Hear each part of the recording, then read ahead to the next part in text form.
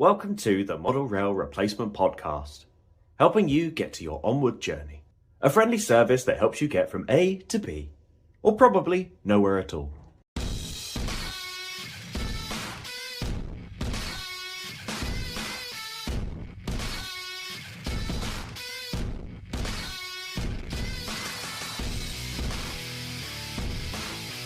Hello and welcome to the Model Rail Replacement Podcast.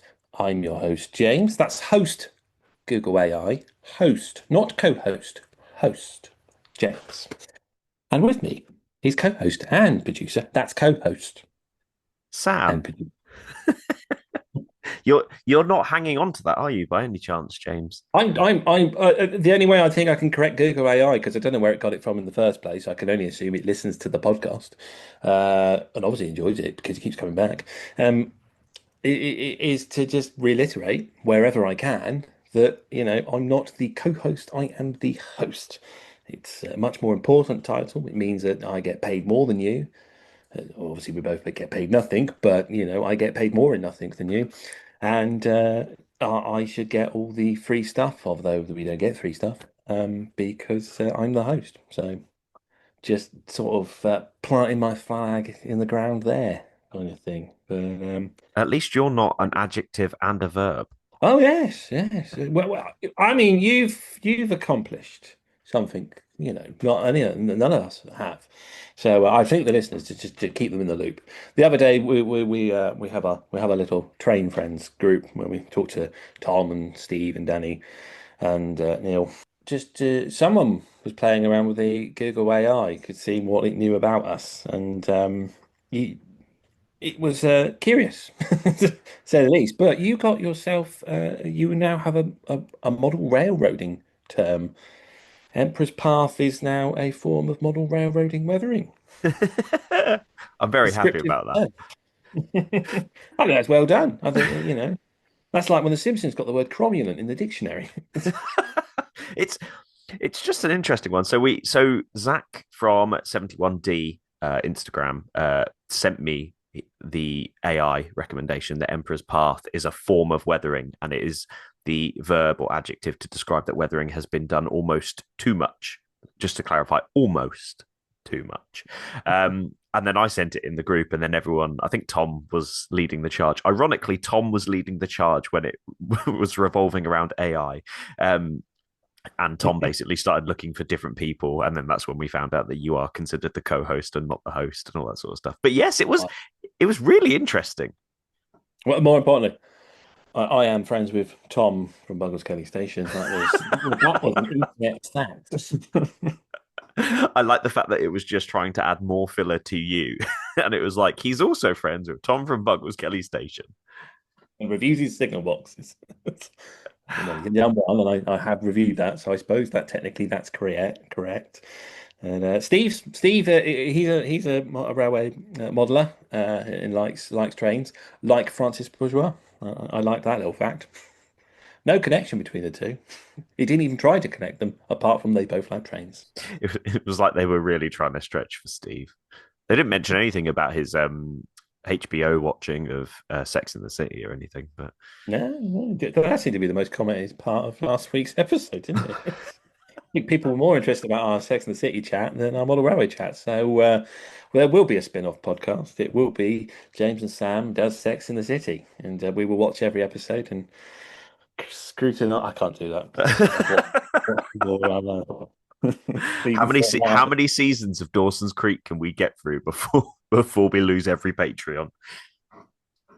I don't. I think I've seen about two of Dawson's Creek. I have seen every episode of Sex and the City. I'm afraid to say it's not by choice. I made a mistake a long time ago. I bought a former girlfriend the box set for Christmas. Oh, what a fool I was! Now we have something to watch. There we are. Never mind. Never mind indeed. Right, and you were at a model show at the weekend, weren't you? I was. So this is weird time jumping because obviously we record before the weekend, so we don't get to talk about the shows that we are at. So when you Oh, hear yeah. us on a Monday, it's all time jumpy. But I was at the Brockenhurst show.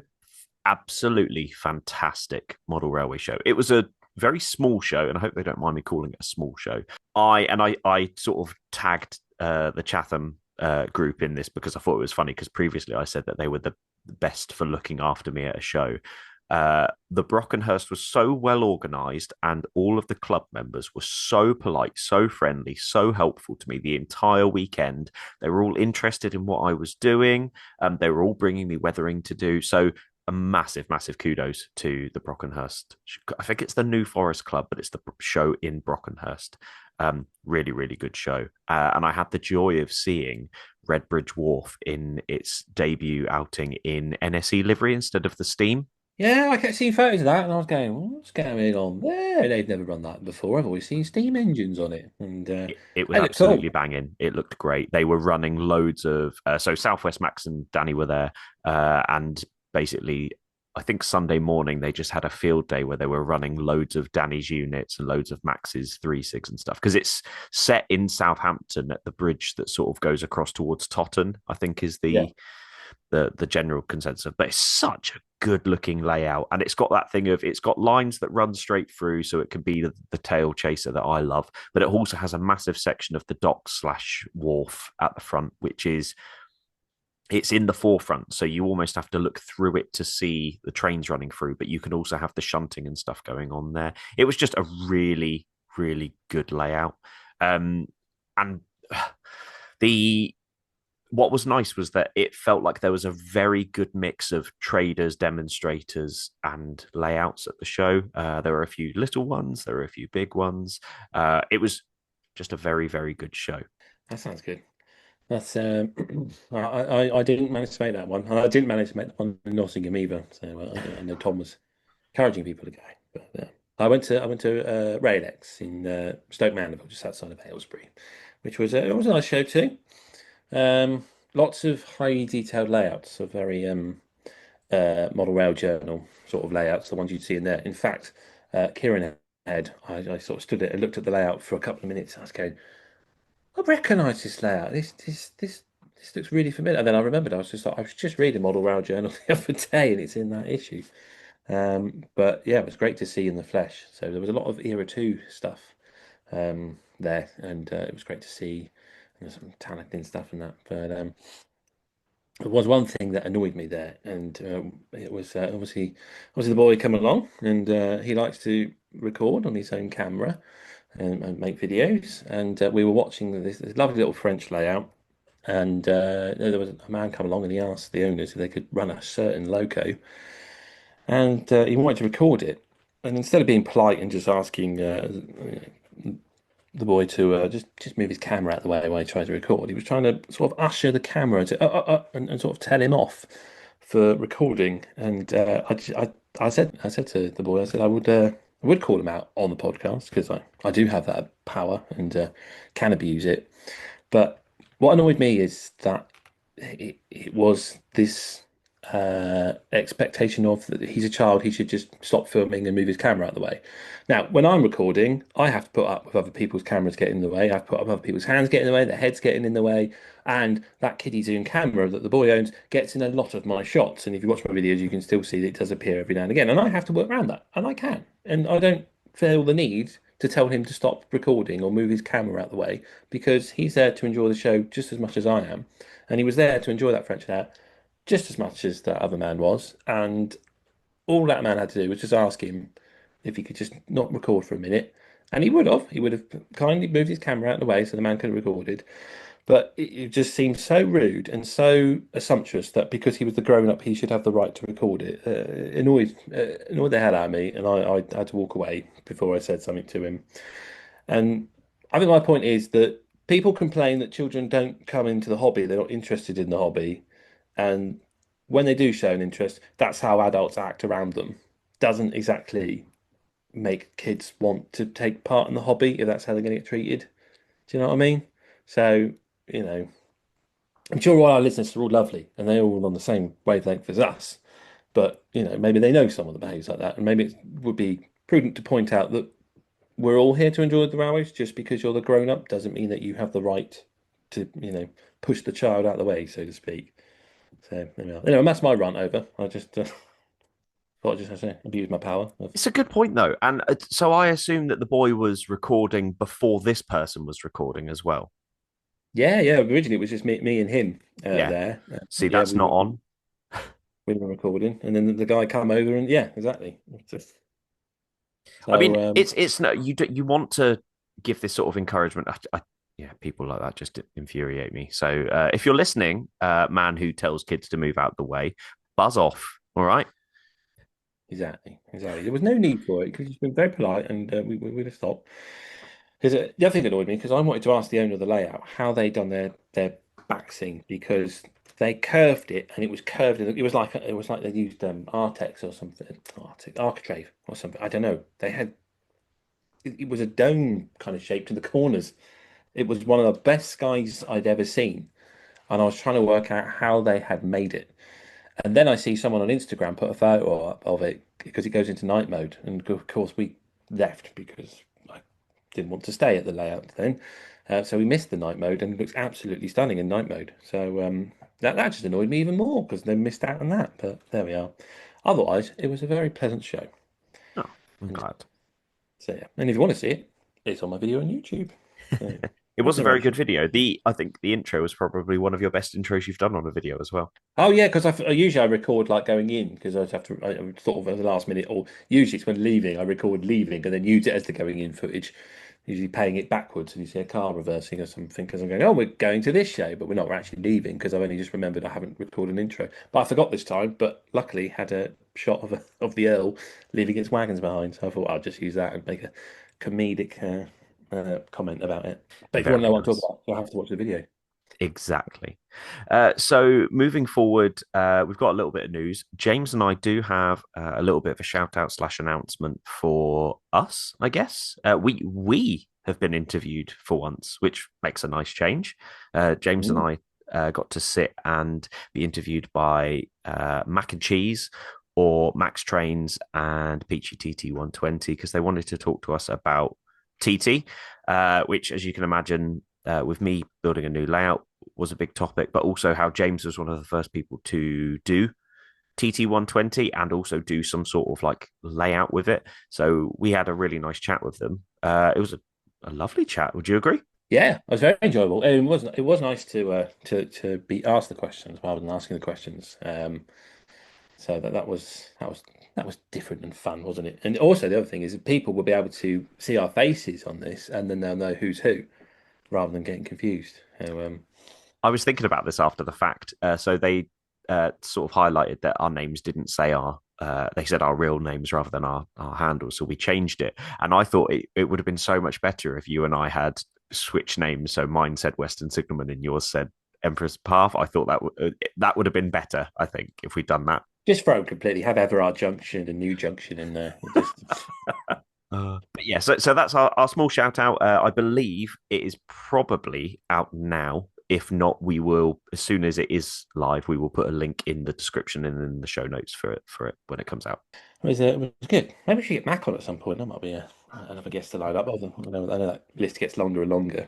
We Cool. do have to make people aware that at the moment our list is currently we are planned guest wise until the end of September, and that's still with a list that we still haven't addressed everybody who asked us from the very beginning. So please bear that in mind. We are planned all the way up until September. If we haven't asked you, it's because it's quite a way off. So just bear that in mind.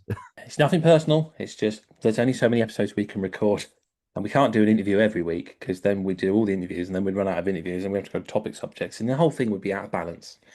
So we try to keep things balanced. But there we are. Uh, News then. What's happened this week?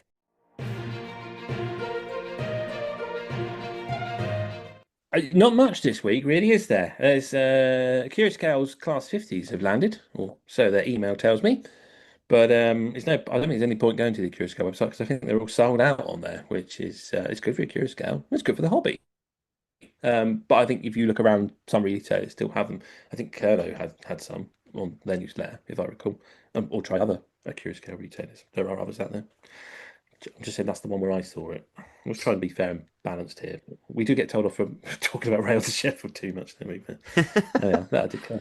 There you go. Well done. You've done Kerno. Hey, we did an entire episode devoted to TMC, and we've done an entire episode devoted to Gauge Master. So we're not just giving all those guys the Well, show. that's true. We shout out Tony. We shout out Tony's trains a lot as well, but it's because he is my sort of closest model shop. So that's why he gets the shout outs when he looks after me for my pre-orders. So I appreciate that. Thank you, Tony, if you're listening. Yeah. So the announcements, Rapido trains as well. So yeah, they have announced some ammonium nitrate chemical tank wagons in 00 gauge, and these look fabulous.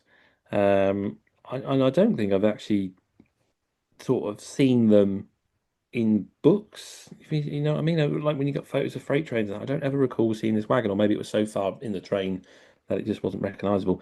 But yeah, they've got various liveries coming of these wagons. They look absolutely stunning. It'll be the usual put in your order and then for the order book, and then the order book will shut, and then they'll start producing. I think they're quite splendid, really. I'm trying to find some details, but it's There's a lot. quite a lot to read. There's a lot of details on these wagons, and it's that sort of thing. They look like other wagons, but they have some key differences that make them a little bit more unique. The different liveries that they have available for it as well. Love it. There's a fair amount that you could pick from. I don't know if you were a proper wagon nerd. I assume because it's Rapido that It's their first ever tank wagon, apparently. is it actually. Yeah, I thought they'd done others before, but apparently not. So that's interesting, isn't it? There But you go. Breaking news 3 days late. So yeah, there's obviously there'll be private owner companies. I think there's LMR livery and etc. coming. So take a look and have your pick. But yeah, if you're sort of modelling steam errors, this is going to be great for you. Look forward to seeing them. But I always look forward to seeing Rapido wagons because they do such a grand job, and they always pick such unusual prototypes as well. It's always interesting. But there we go. Right, that's news covered. What are we doing today then, Sam? So today we're sitting down with Lucy from Farkham. Managed to grab Lucy and have a little chat about layout based in the Speedlink era, and we're going to go and sit down and ask our usual array of questions. Oh my God, we have a girl? Indeed, yes. It's an everybody hobby. And we are very, very appreciative of Lucy coming on and having a chat. So we will take a break. And when we come back, we'll talk to Lucy from Farkham.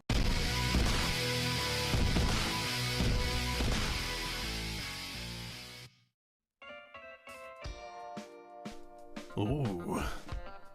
That's lovely. Ooh. Ooh. Ooh. Yeah, look at that. That's dirty. That is filthy. Sir, you can't get that out right now. Not in the middle of a dinner party. Why not? I want to show it to all of my guests. I'm afraid it's just not appropriate, sir. Nonsense, Wilson. Ladies and gentlemen, look at that. I say, has he whipped out his dirty shunter for us all to see? You can get your models weathered by Emperor's Path using just the airbrush for a light dusting, or alternatively, oil paints and airbrush to add that extra depth. Contact Emperor's Path on Instagram at emperors_path, or alternatively, emperorspathcontact@gmail.com. Emperor's Path Weathering. If it's not dirty, let's fix that. Only Emperor's Path makes it that dirty.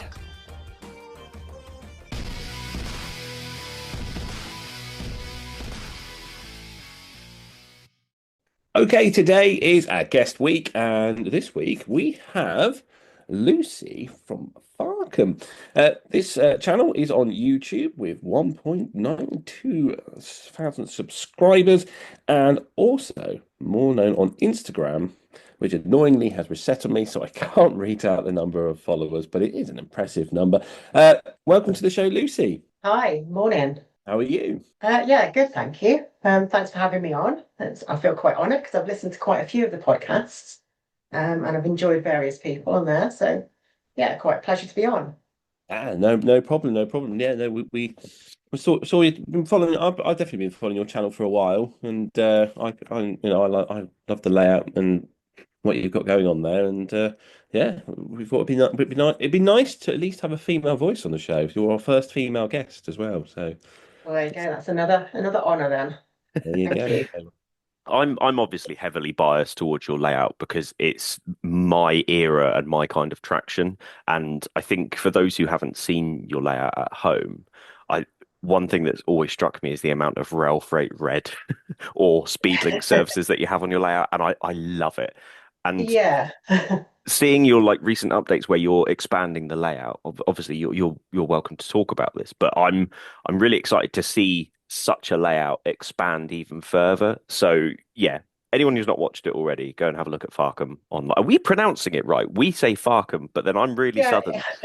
it is Farkham, yeah, because Okay. I mean the name basically originated when the club layout was being built. There were some older boys basically that didn't like modern image. They basically built the layout anyway, despite Hatred? well, yeah, that's a bit harsh, but that sort of thing, yeah, towards modern era stuff at the time. So it was built anyway, and that's why it was called Farkham, because basically, yeah, just do it anyway in Farkham. Excellent stuff. So, for anyone that is not familiar with your channel or your Instagram account, do you want to give us a bit of your background? You know, how you got into modeling, how the layout come about? I always say to people when they ask me, I mean, this is a video in itself because it's such a long history that I have with model railways. It basically started when I was probably about 4 years old, and my parents were market traders at the time because my dad lost his job and we had to basically pay the bills. So he became a market trader very quickly, and one of the markets that he did was the rag market in Birmingham. Obviously, that's very close to New Street Station, and so while I was bored at the market, one of my parents would take me off to have a wander around, and we ended up there a lot of the time. So I'd always see things like HSTs and other stuff. But I mean, vividly, I remember seeing a HST in the heat and the noise. And it was just fascinating from like a 4-year-old's point of view. And it was that moment forward that I always had an interest in not just model railways, but well, actually at the time I didn't have an interest in model railways. It was that instance that put me towards model railways. So as I got a bit older, my parents built a model railway, and it was on a 6x4 board, nothing really fancy, but they made it. And one Christmas it came out, and we all really enjoyed it as a family. So that was the introduction to model railways. Um, my local model railway shop also, I remember, had a working railway in the shop window. So every time I'd walk past with my grandma, we'd have to stop and have a look and see that layout running, and obviously go into the shop. So from a very young age, I had those influences. I think a lot of people that are in this hobby have those influences from a very early age. Yeah, definitely. Yeah, I mean, the description of New Street, that just sounds incredible. For Yeah, that. I just remember pigeons and HSTs basically, um, from a young age.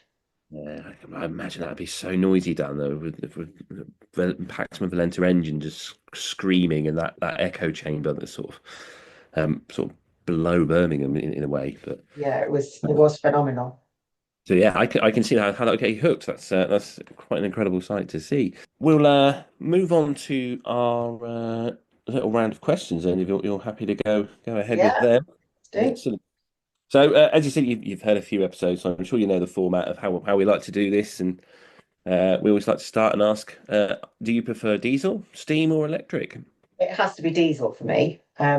It's what makes basically I remember the most of.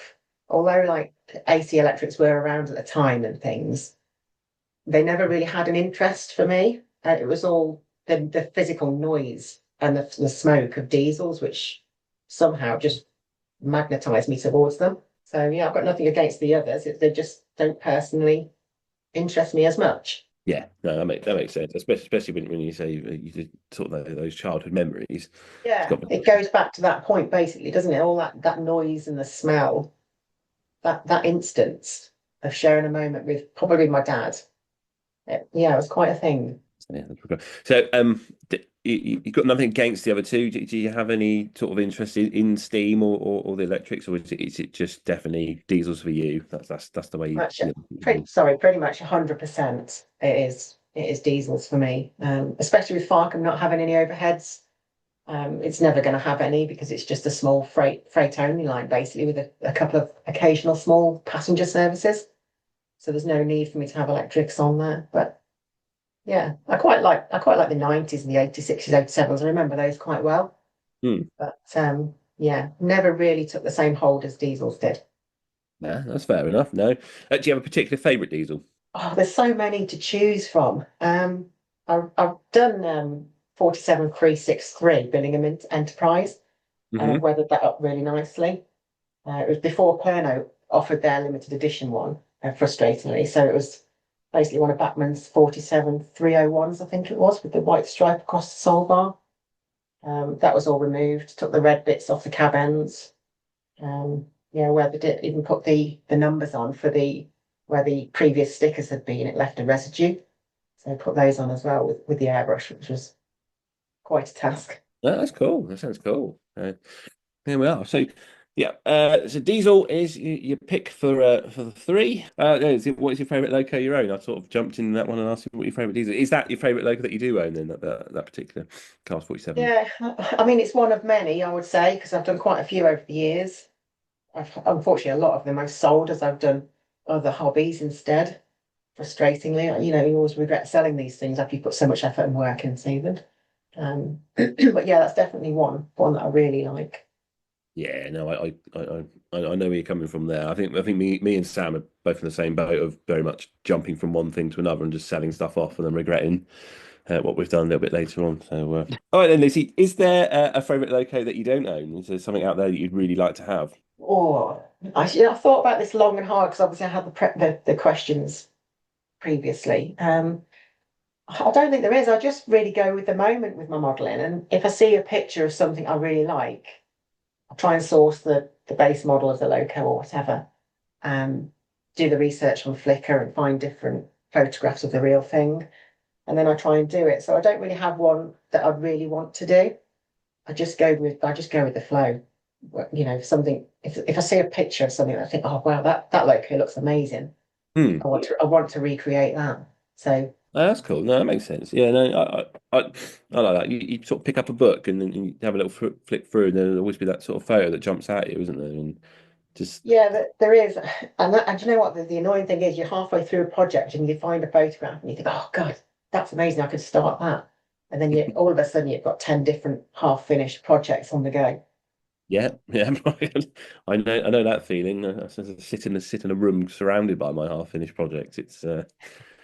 I think it's one of the terrors of the hobby. It's sort of you can't keep up with it. There's always something new to do, isn't there? Do repaints and transfers and that is that sort of one of the things you like to do with your models? Yeah, I mean, primarily the favourite part of the hobby for me is resprays and weathering. I used to do commissions for other people, but do you know the workload just got so immense, I just had to give it up. So I purely just turn people away now, and I just do my own thing. Because what I was finding when you start to work in the hobby, you don't have time to do your own hobby. And at the end of the day, the reason we probably do this hobby is to get away from modern life. So when the hobby becomes modern life, it kind of defeats the object. So yeah, the weathering and the respace is what I enjoy doing.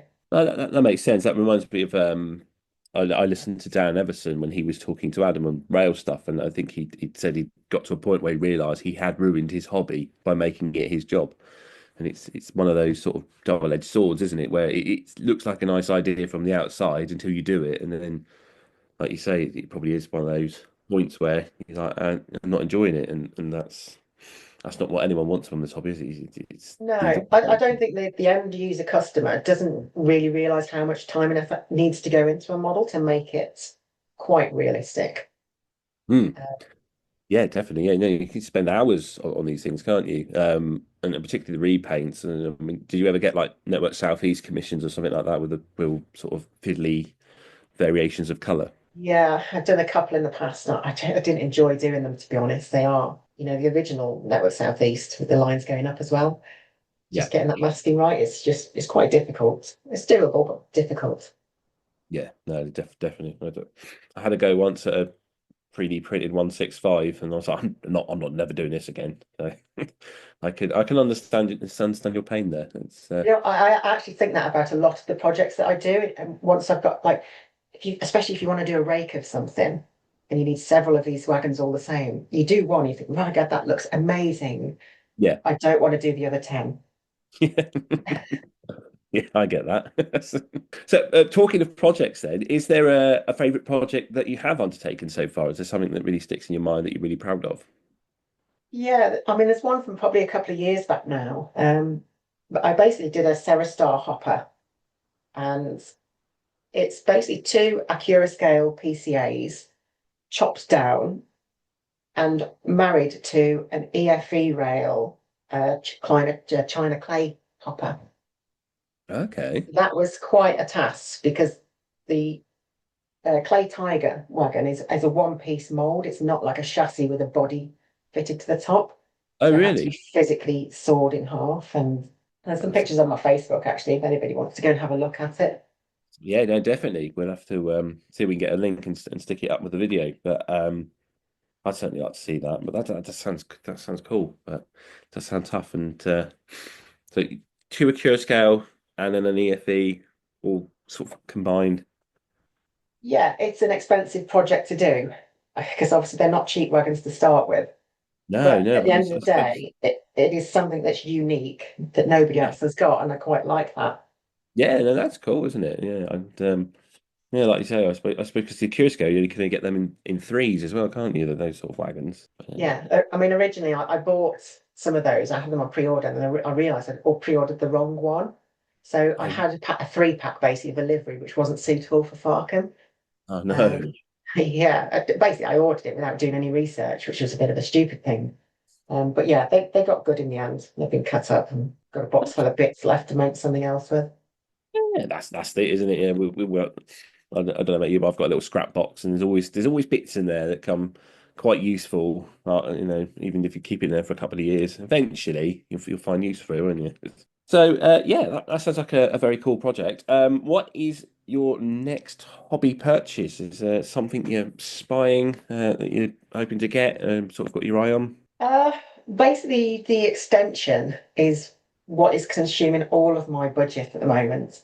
And when I answered these questions briefly on a Word document, I put 24 tortoise point motors. That will basically finish the extension that is currently built. It's frightening to think how much they are. I mean, they're £21.95 each, I think they are for new ones. And you can't get second-hand ones for love nor money anymore for some reason. So yeah, I bit the bullet and bought 24 tortoise motors. Yeah. It's And worth now it. I'm It's worth it skint. though, isn't it? Those sort of things.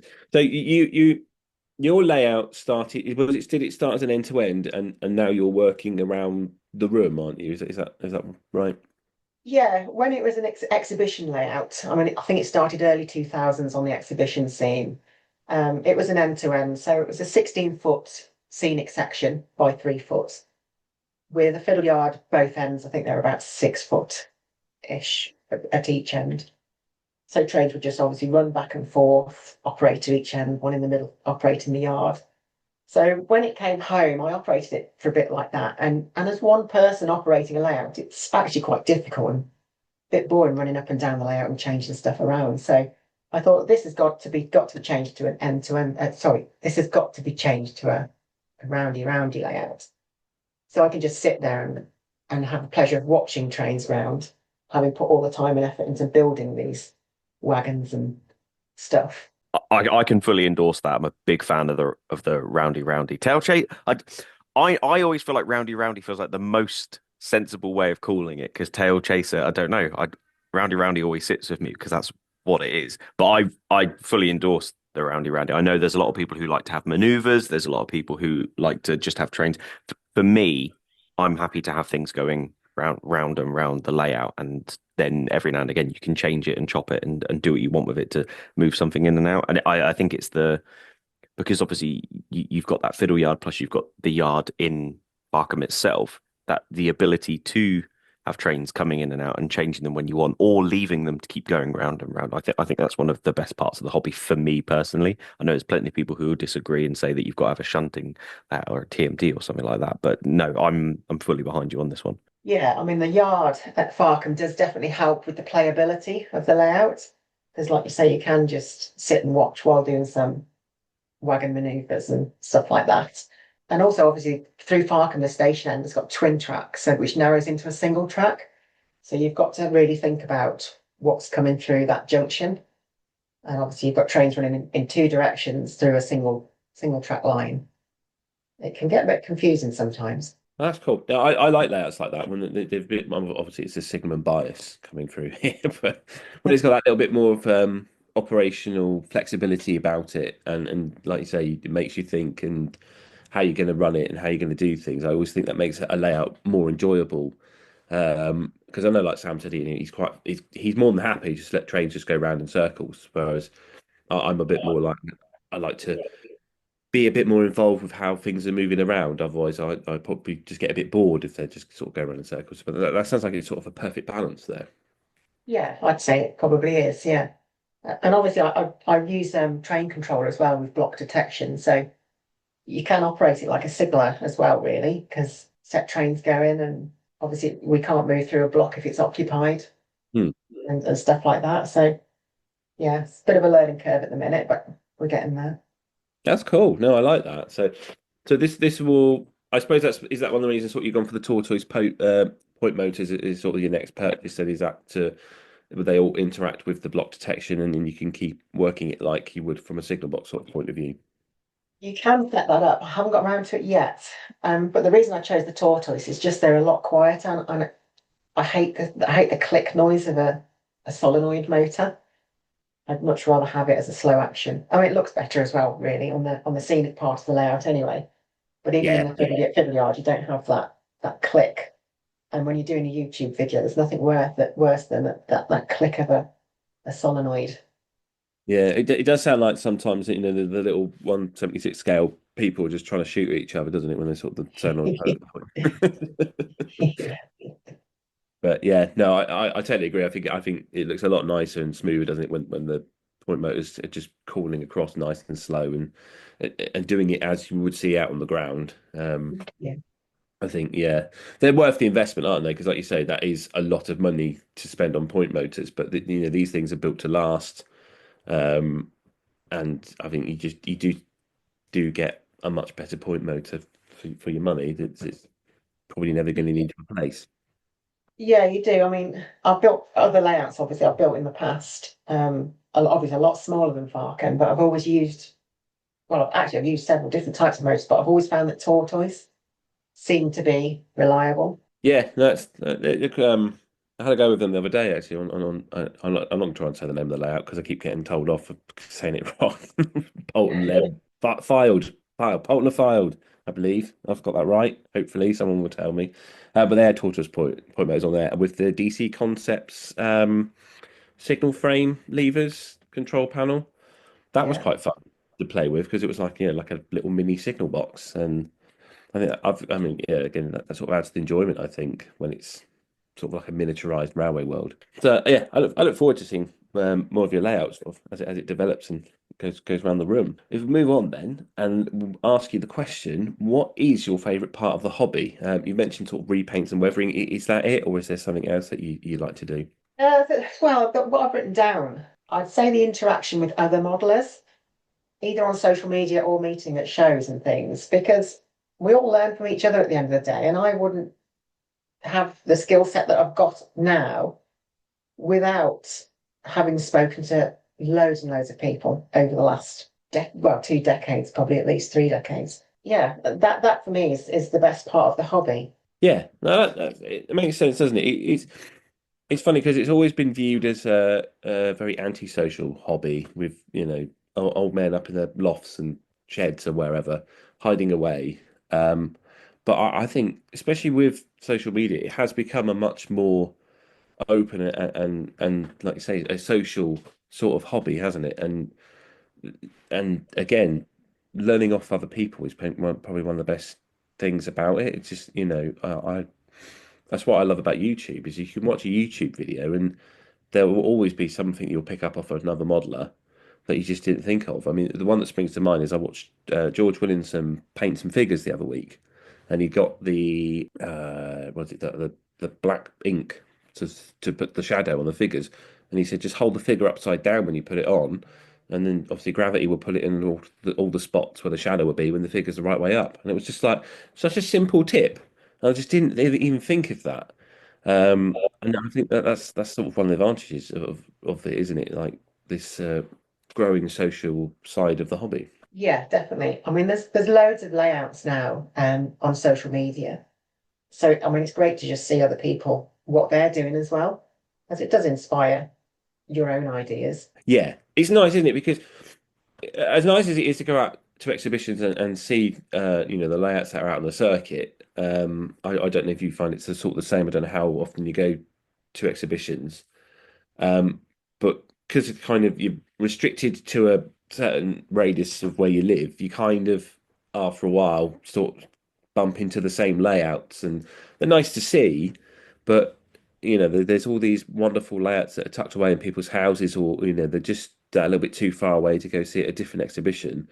And it's nice, isn't it, when people post on social media and you can appreciate all the hard work that people do. Yeah, definitely. So yeah, you enjoy the social part of the hobby, and I think that's a great answer. Definitely one up there for me, for a reason why this hobby is great. Uh, if you were to create a new layout, which is obviously a bit of an open question because you're currently working on extending your current layout, but if you were to create a new layout, what was the one thing you need on it? Or I suppose, what's the one thing that you might want on your extension at the moment? Is there something you'd like to incorporate on a layout? Well, I am actually extending the scenic section of Farkham by 4 foot on both ends. So if there's going to be a football stadium, which basically I think is going to be almost 4 foot wide, because it's surprising how big stadiums are. Yeah. And Okay. that would also be the thinner end, which is the goal end of a stadium, basically. I'd like it to have some presence, so it's quite tall, I think. Yeah. And it'll be like a bit of a backdrop. There's been, I mean, I put a thing out on my last YouTube video for people to send me ideas of things I could do on the layout extension. It had some brilliant suggestions, which I won't really go into here because I think that's worthy of the next video. That's fair enough. Yeah. But yeah, I mean, it's Farkham United Football Club, or as the fans call it, Fark U. It just goes with the name of the layout. And there's lots of little funny names for shops as well and things like that, and other businesses in the area which have been suggested, which I thought were really good and go with that theme. Yeah, that's cool. That's cool. So, will the stadium? Is it going to just be like the back of a football ground, or will it be sort of a shallower end so you can see the pitch and the fans inside? Sort of what have you got in mind for how you're going to do it? I would love to have the pitch, but because the physical size of I mean, it's bigger than a 4 foot by 2 foot board. Yeah. So it's got to basically be the back. You would see the outside of the stadium, basically. I did try and get my head around having some 3D printed seats printed. Yeah. With the name Farkham United, picked out in the white seats, for Oh yeah, instance. that would look quite cool, That would look really good, but there's just not enough space to do it with the space that I've got. So it is literally going to be the back or the outside of the football stadium. But there might be little cameos outside, like a burger van and some fans building because there's a game on that morning, or stuff like that. Yeah, that's cool. That's cool. I like that. Any particular sort of stadium in the country that sort of you might base it on, or is it just going to be a freelance sort of design? It is probably going to be freelance, but I've got so much inspiration from different grounds, and people have sent me all sorts of photographs on social media to help with that research. Luton Town's a really good ground. It's basically just in amongst houses, and I feel that that's how Farkham would be because it's a town.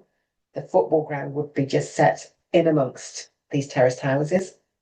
Yeah. No, Whether I get Sorry, that. I'm a Luton Town fan myself, so I know exactly what you mean with Kenilworth Road. So yeah, it's bizarre, isn't it? It's you're literally walking through someone's back garden to get into the stadium. It's yeah, a very unusual setup, but not long for this world, unfortunately. Well, that's how unfortunately it's probably best that Luton do get a new stadium, but yeah, no, that would look quite cool when it sort of just squeezed in between the terraced houses, and I suppose that helps disguise it into the back scene, doesn't it? yeah. I'm not sure I've got the space to do it justice, because you've got to make it gradually move into the railway, and so the railway has to have a set space on the baseboard. There's got Yeah, to be some buildings in front of the stadium and then the stadium at the back. So it's just planning how that's going to work. And I do all of this in my head. I don't really sketch stuff out. I just bumble along and see where it takes me. If it doesn't work, it just gets changed. yeah. No, I like that. That's I'm a bit like that. I might just sort of sketch a rough idea out, but yeah, it's very much off the cuff and just see what fits in, and we'll just take it from there, kind of thing, isn't it? That's cool. No, I look forward to that. I think that'd be really cool. And yeah, there's definitely there's a couple of stadiums stick in my mind. I think like Old Trafford, if I recall, has the railway line right next to the back of it, so it's definitely sort of a prototypical design, isn't it? But yeah, that's a sight of fun. So yeah, your item for what you need on the layout is a football stadium, which is quite a different answer to what we've had off previous guests. So, but I like it. So it's always good to have something quite unique on a layout. Move on to our next question. What is the one hobby item you'd encourage everyone to buy? I thought long and hard about this one, and then suddenly on my Facebook page, somebody mentioned that they're having some difficulty with free running wheels on a certain wagon. So my suggestion is a truck tuner, and these tend to be for based for American HO modelers for some reason, but it's a really handy tool to have. You basically just whip the axle out, you drop the truck tuner in. It's a mouthful, truck tuner. Drop it in, give it a few turns, and it basically just cuts away a little bit of the plastic inside the axle, which allows the axle then to obviously free run a lot easier. Yeah, oh, that's cool. That's I like that. Yeah, because yeah, they do get a few wagons like that. I think Yeah, the the thing that came up was like if you've got a lot of wagons and they've all got the same problem, mm, it obviously drags with the loco. yeah, So definitely. what you want is really good running wheels. So that's the answer for me. Yeah, that's got to be a lot better, isn't it, than I suppose like trying to put spots of oil on there and just getting oil all over the Yeah, rails and everything. hope for the best. Yeah. Yeah, But yeah, everyone's going to go and Google it now because everybody you speak to doesn't has or hasn't have ever heard of them. So a yeah, truck tuner. a truck tuner. So, I don't know. It keeps making me think of some sort of fish sandwich, but I don't know what. That sounds Uh, bad. Is it bad? I was thinking guitar tuner. Obviously, neither tuna fish or guitar tuna work for model railways, but that's a new one on me. So I've added it to my little list of things that I need to purchase. Yeah, not a lot of money, but really handy. I think I might have something similar. I picked up from DCC Concepts. It was like a wheel reamer. I'm holding it in the front of the camera, forgetting that our cameras are actually off, and so I can't actually show you what I've got. But not that it helps for a podcast with our descriptive audio. But hang on, I've just opened my video. I don't think so. Is it a bit like one of these? Yes, that's basically it. Yeah. Oh, there we are then. Yeah, there we go. So yeah, no, they are great. Yeah, I bought them for. I was working on some Lima PGA wagons, and obviously the old school Lima wheels are absolutely horrendous with their ginormous flanges. So I bought replacement sets, but they were just a little bit too long on the axle, and I bought them for the exact same job for opening up the axle holes, and they work really well, don't they? They sort of that free running that they create, just from just a little bit of sort of turning in there, it makes all the difference, doesn't it? It makes a hell of a difference. Yeah. So yeah, no, that is an excellent product to recommend. So yeah, a truck tuner or a DCC Concepts wheel reamer. They also make them. There we go. I keep trying to show it to the camera, forgetting that no one else can see what I am talking about. It's but yeah, it's essentially it is like a metal axle with sort of a cut in the blade. And just a couple of wheels on it so you can turn it, and yeah, you just stick it in the wagon. You just rotate it round, and it does a brilliant job. What a great answer. I think we touched on this earlier with exhibitions. Do you go to a lot of exhibitions? Do you get to go out and sort of see the model railway worlds?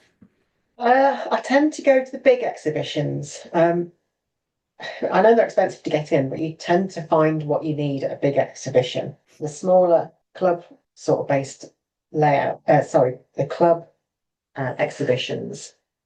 Obviously, you get smaller traders, and I don't tend to find what I'm after at those sort of shows, so I stick to the big shows really. Because when you've got a child, time is the most precious thing in the world, so you don't get time to do these things. So if you do it, I do it for a big show. I went to Model Rail Scotland this year for the first time ever. That was quite an impressive show.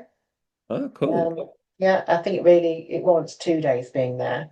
I managed to just do it basically with 6 hours driving there, an overnight stay, and 6 hours back the next day. So definitely a 2-dayer.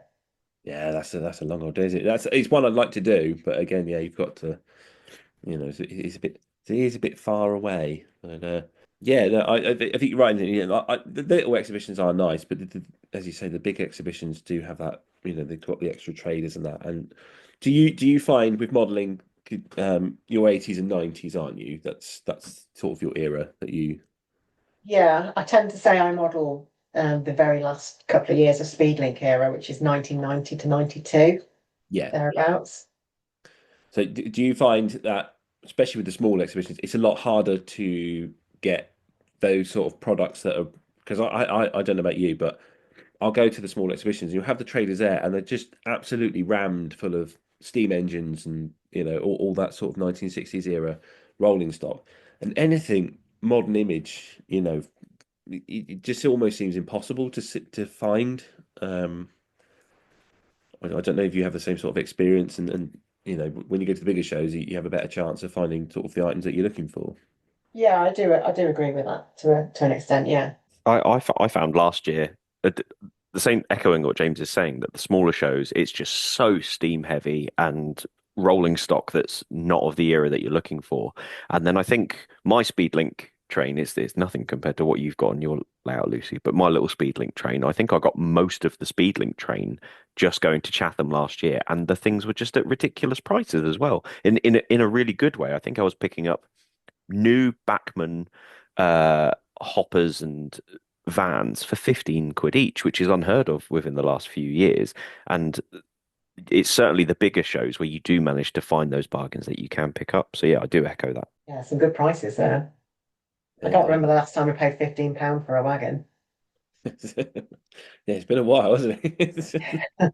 That is quite the deal. I think that's what's nice about when you got the centralized sort of exhibitions on just the one subject, and Demu comes to mind because obviously that is for diesel electric modelers, and that is. Do you ever get a chance to go to that one? Well, I am a member of DMU. I renewed my membership recently, having had a rest from it for about 8 years. I've got to say, it's a great club for knowledgeable people. You can learn so much from that club if you're into that sort of era of modelling. Yeah, The definitely. showcase itself, I haven't been for a few years either, and for no other reason than it just doesn't happen on the day. I've got all the greatest of plans. I'm gonna go, and then something just comes up and stops me from going. But it's a great show. If you're into anything diesel and electric era, it's just the only show which is solely for those types of modelers. Yeah, definitely. Yeah, it is a good show. Isn't it? I was the same for many years. I always wanted to go, and like you say, it was exactly the same.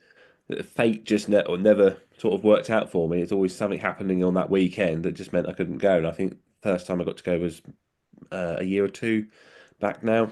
And yeah, such such a different world of just no steam based layouts, just all diesel layouts, and then I found it really great. And like you say, it's a good club to be a member of. You've got the magazine, and like you said, there's lots of knowledgeable people in there. We've got the likes of Danny at various multiple units, and he's a member, and I mean Danny's knowledge on third rail stuff is just incredible. And yeah, it's a great thing. And I'm going back to what you said about exhibitions as well. Like sort of the cost of the bigger ones are always a little bit more expensive, but I do feel that that is worth it, which is a bit odd because I went to Key Model World Live the other week and put the video up on YouTube, and someone was complaining to me about the price of it, and oh, it costs this to get in, it costs this to park, and this to fuel, and I was like, well, I didn't set the prices, but do you know what? It's a big show. They don't happen very often, and like you say, they are really good for going to and finding all the bits and pieces that you wouldn't otherwise find because quite a lot of us don't really have a local model shop anymore, and what we do have usually doesn't have everything that we want anyway. So events like these I think are great. Yeah, and if you don't support events, they basically disappear. Um, Exactly. and going back to the Key Model World live show, I went again. Is this the second year they've done it? I think it is. Yeah, yeah, second year this year.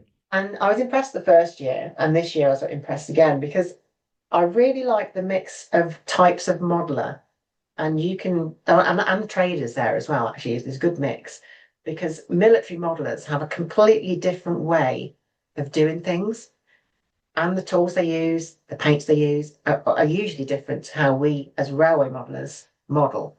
So picking up their skill set to add into your own, I think, is invaluable. And I know I've learned a lot from military modelers over the years.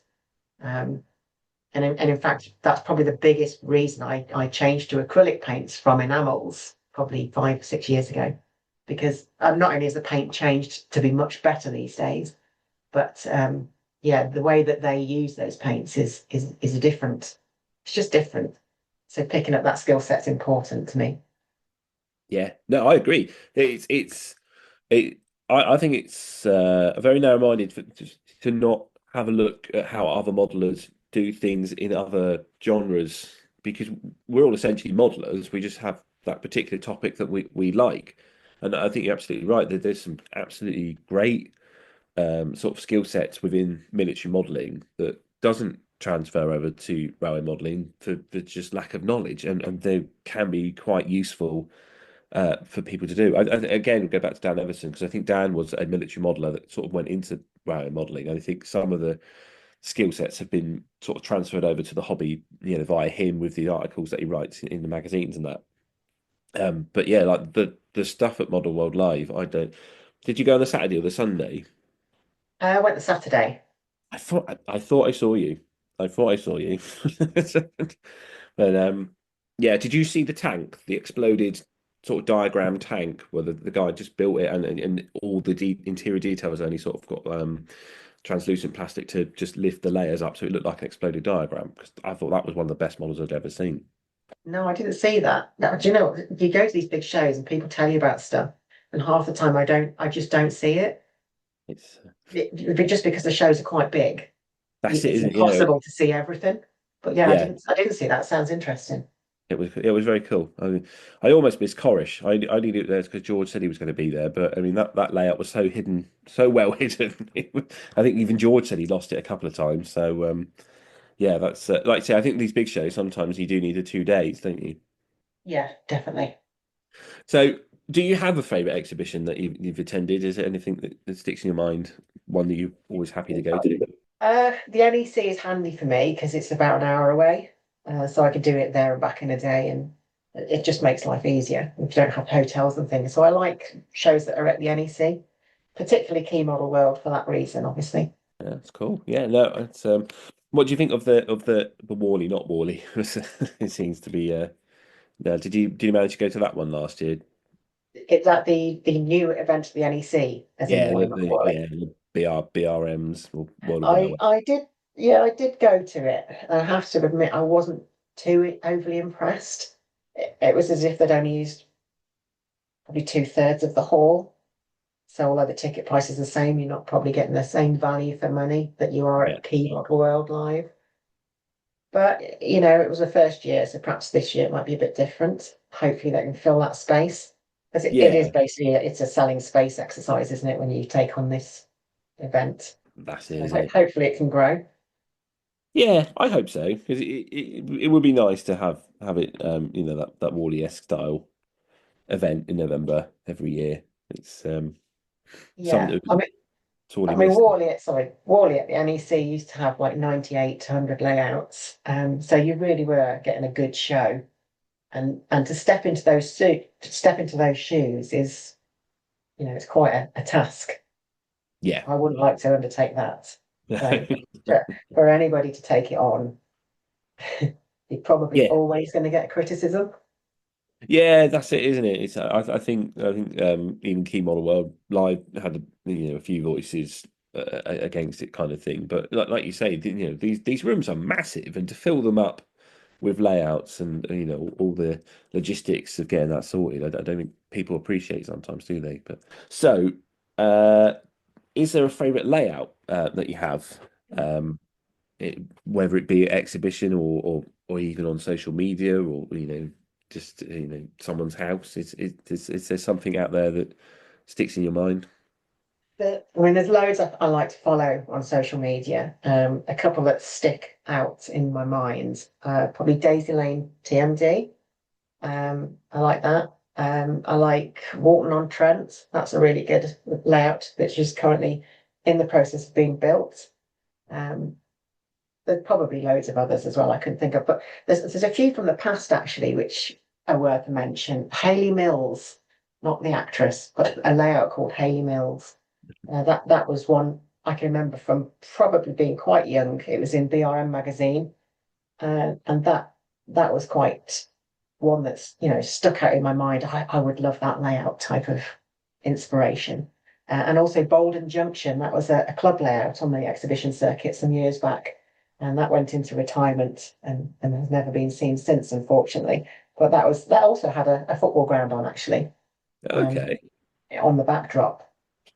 So I've been looking at old photographs of that, which you can't find many of them. But Bolden Junction, it's cracking layouts. Daisy Lane, that was at Model World Live, wasn't it, the other week? Am I right? Yeah, it was, and that was another layout. I walked round and round and round, thinking, I know it's here, I know it's here. I should have just looked at the plan, and eventually stumbled across it, tucked away. But yeah, nice layout. It was, yeah. No, I quite like that one. It was quite cool. And the detail in the depot I thought was amazing. Because they haven't modelled the roof, and so you could just look straight in, and the catch pits all lit up, and all the toolboxes by the side, and I thought I was just such incredible attention to detail in that one. Yeah, it is. It's good. I wasn't too impressed with his Mark II Escort, which had been burnt out there, having previously owned one. I told him to get it resprayed. What was it? Was the other one? Was it Walton on Trent? Did you say the other one? Yeah, Walton on Trent. Is that a It's YouTube channel? It has got a YouTube channel, yes. It is well worth a look. It's very AC electric biased, based, I think, on Stafford. Yeah, I'm trying to think because there's a couple sort of West Coast mainline ones in my mind. Is this the one that has no disregard, complete disregard for copyright in regards to music? Because there's a new channel. I think I sent a link to Sam the other week about it, and I Quite was like, possibly. this is really good. I said, but he obviously don't care for copyright because he was just using whatever song he liked. But there was some really nice modelling in there and looks like it's going to develop into a really nice layout. Yeah. I'm sure that's the one I'm thinking of. But yeah, I think there's some great shouts in there. Right then, Lucy. Well, it's been an absolute pleasure having you on the show, and we're rounding off our usual quick fire questions. We say quick fire; they take a while to get through, but we always like to ask this one as our last question, and it's what's your favourite resource? So, what is out there that you always like to turn to that you think other people should use? Well, that's a difficult one, really, because it's got to be the internet. I mean, I can remember when the internet wasn't a thing in houses, in homes. So to have that, and you can just basically fire in whatever you want to search for, prototype information or photographs. That for me is the best thing ever. I mean, I like books, don't get me wrong, and I do buy books if they're good and they fit within what I like to model. Yeah, But Flickr is the best resource for photographs. If you've got something you want to check on a prototype, there's usually hundreds of photographs, even on wagons which are a bit obscure. You can usually find something on Flickr. yeah, it's wonderful what you can find there, isn't it? There's sort of these little hidden gems that once upon a time we've probably never seen the light of day again. I mean, imagine that enthusiasts took these photos and they've just got stored away or whatever, and now we can share them amongst each other. And like you say, yeah, I mean, Flickr's a great place. And I know Sam is quite often on there doing research for his double O layout with is it Fratton, Sam? Is that... Yeah, there's so much stuff available on Flickr. I can't believe it's only come to my attention in the last sort of year, 2 years. But the amount of stuff that you can get on there, especially stuff that is location specific that you never knew was there. So yeah, well, I feel like I'm just echoing everything that you're saying, Lucy. But yes, Flickr is definitely one of the best resources that we have out there. Yeah, it is useful, isn't it? It's I like you say, and you can get really lost in Flickr as well. You sort of start looking at one thing and end up looking at something else, and you know all these different sort of prototypes and ideas that you can find on there. So, yeah, I think Flickr's a great shout. I like that you can add things to your favourites as well, so you can revert back to them. Because quite often I'll go back and I think I've seen that somewhere, and you get kind of lost into something else, like you say. But if you got it in your favourites, you just scan through and think there it is, kind of thing. I never. I'll be honest. I'm sort of a voyeur of Flickr. I never really signed up for an account for it, but so I didn't know you could do that. So that's quite a useful tip. Yeah, if you've got an account, it's worth doing because literally you can just flick straight through your favourites. And if you've been researching one type of wagon or loco, for instance, they'll all be together because you've favorited them at the same time. Yeah. So it's useful for going back to. I like that. All right. Well, there we go then. I shall have to get myself a Flickr account and use it properly. Thank you very much for the tips on that. I look forward to it.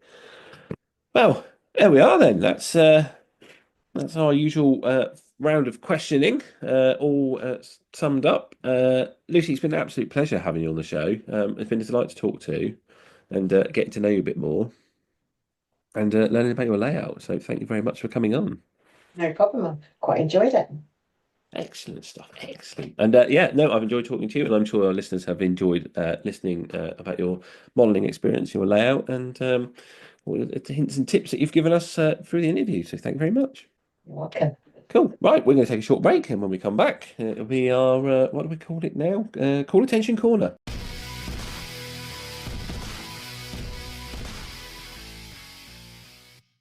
You there? Oh, me? Do you like model railways? Yes, that's why I'm listening to the Model Rail Replacement podcast. Do you like comedy? No, that's why I'm listening to the Model Rail Replacement podcast. If you like model railways and comedy, head over to BugglesKellyStation.com. From Dad's Army to Will Hay, Laurel and Hardy to the island of Sodor. Add a comedy cameo to your model railway today. All right, thanks. Buggles Kelly Station. You won't be wasting your time.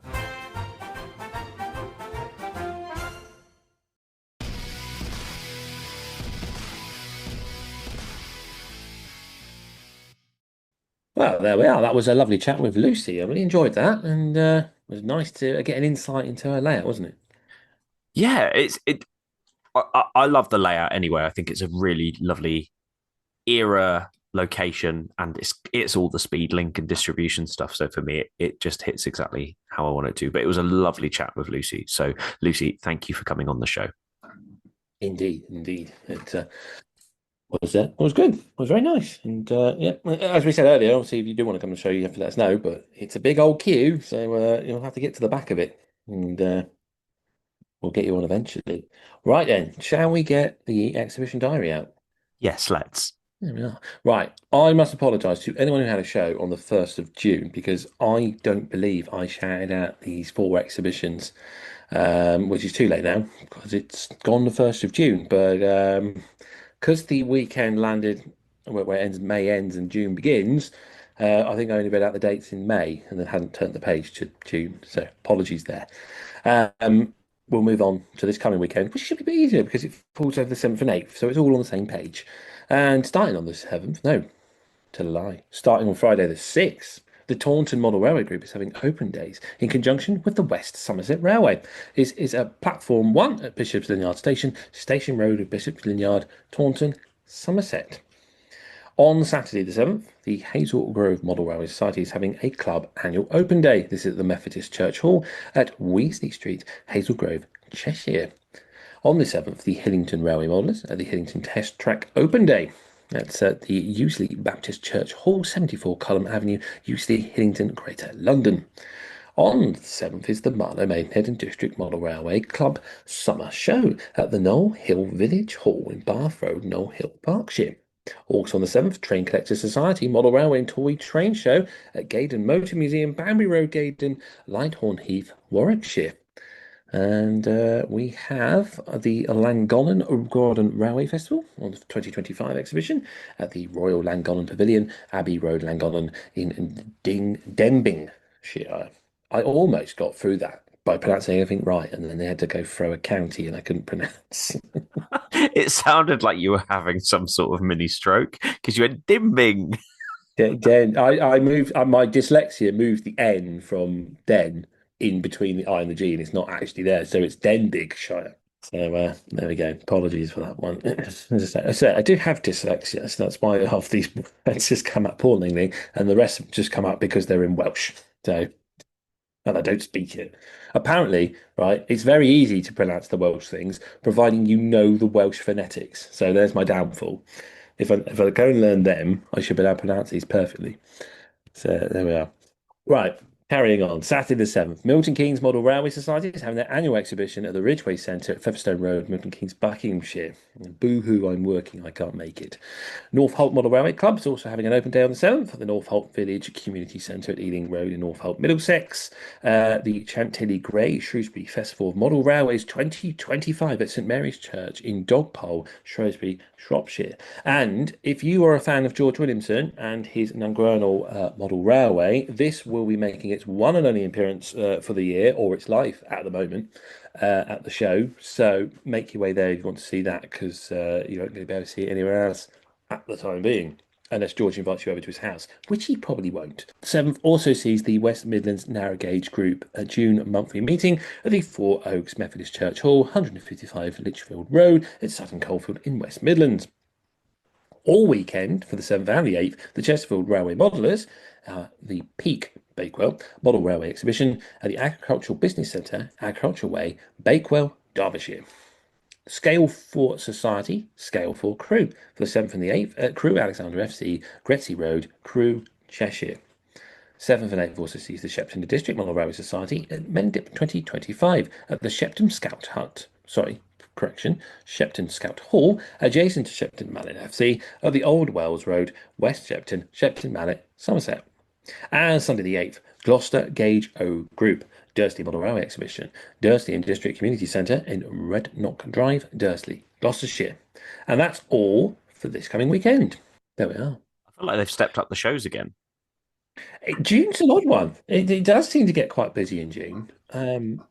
And then I think July and August sort of wane off. There's a handful, and then we come back to September and Model Railway exhibition season picks up again, which is a good coincidence because obviously we take 6 weeks off during August. It's in July and August, so yeah, works out for us and anyone who needs the exhibition calendar reading out. Right, shall we go to Call Attention Corner? Yes. Who have we got this week, James? This week we have Trevor Bell, who's emailed in to tell us, firstly, he thanks us for a episode on scratch building, which a lot of people seem to like. And some people said it was our best episode yet.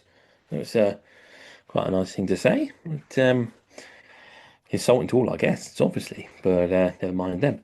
And he says he's only just gotten into the hobby in the last 18 months and was excited to build a TT120 layout. When he started, there was limited TT buildings available, so he got into scratch building and found it most enjoyable part of the hobby. And he's attached some photos on here, and they do look really good. Absolutely incredible bit of scratch building there. So some great work there, Trevor. He said all done with card, balsa wood, and printed brick papers. He's also launched a YouTube channel. It's Trevor's TT Trains, and he's made videos of shows, model shops, things he's made. And he's currently on his Pico 200 diorama entry. And he's also had interviews with Simon Kohler and Greg McDonald. So that's Mac from Mac's Trains. There we are. Who set up the online TT Resource Hub, which has all your TT120 resources listed in one place. So he says he'd like to be a guest in the future. So you're on the list then, Trevor. We'll put you in there and we'll get around to you at some point.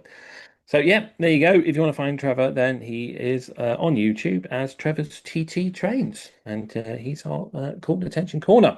And if you want to be on Call Attention Corner, then all you have to do is just email us at modelrailrp@outlook.com. I mean, you can also use the Instagram Messenger if you want, or the Facebook Messenger. I wouldn't use the Facebook Messenger. I don't think me or Sam check Facebook very often. It was probably a poor move to make a Facebook page, but people wanted it. And just let us know what you want to shout out. And then, and if you want, you can always send us a private video via YouTube that only we can see, and then we can use that footage, and you can actually just tell the listeners yourself, and they can hear your dulcet tones. There we are. Right then, Sam. That sort of wraps us up for this week. Next week, I think we'll do a topic subject again. Maybe do DC sound. We'll see DCC sound, shall I say. Whether it should be on or off. For the time being, then, if people want to talk to you, how can they communicate with you? You can tell me I'm a good little Southern boy and reach me on Instagram at emperors_path. Alternatively, you can find at least one new video at the time of recording on YouTube at Emperor's Path. And alternatively, if you really want to chance your arm and play the roulette wheel, you can contact me on Facebook at Emperor's Path. James, how can we get hold of you? If you want to find me, it's Western Signalman on YouTube, Western Signalman on Instagram. And don't forget that the Model Rail Replacement Podcast is also on Instagram and can be found there, on Facebook, and on its own YouTube channel. Please do go subscribe to the YouTube channel, because if you haven't, then obviously your extra numbers will help boost it, help other people find it, and we can then promote the YouTube channel that way, as a lot of people tend to listen to this podcast through YouTube. And since I think both me and Sam have now dropped the feeds off our channels, you haven't got any more, have you?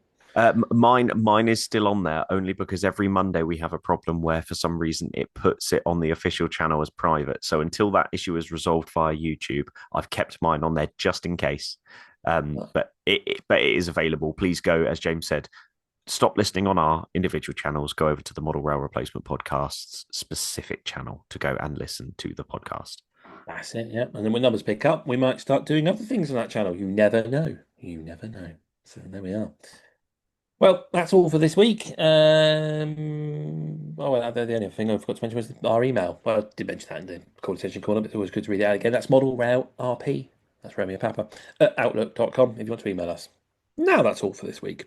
We'll see you again next week. And all I can say is that hopefully we've been entertaining, informative, and replaced your model railway, if only just for a little bit. I've been James, and with me has been Sam. Thanks for listening. This service terminates here. Please ensure you take all of your personal belongings with you.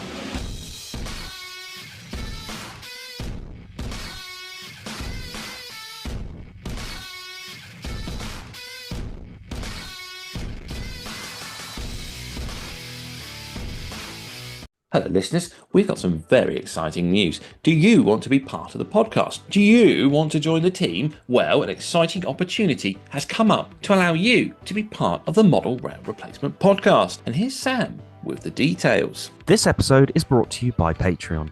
A huge thank you to our Patreons for their support. If you'd like to help support the show, you can head over to Patreon and search Model Rail Replacement Podcast, where you can show your support and be part of the team. Hurry, there's unlimited places.